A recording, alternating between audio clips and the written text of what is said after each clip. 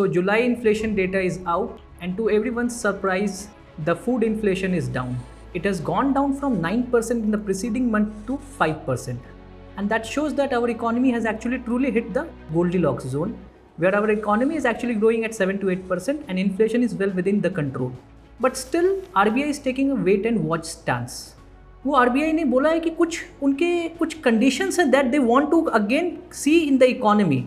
The one thing that they are more thinking about is the base effect. They say that कि ये जो जुलाई का भी data आया है, that is all because of statistical anomaly. वहाँ पर जो जुलाई 2023 का जो डेटा था वहाँ पे abnormal inflation था last year, and that is why July 2024 का inflation is low.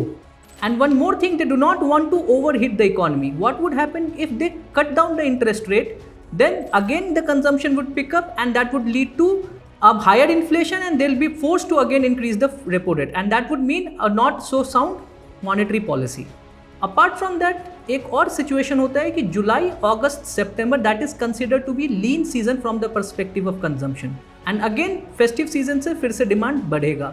So they want to wait for streamlining of the data, and they also are waiting for, you can say, one more thing, that is data from agriculture. They want to wait for crop production data.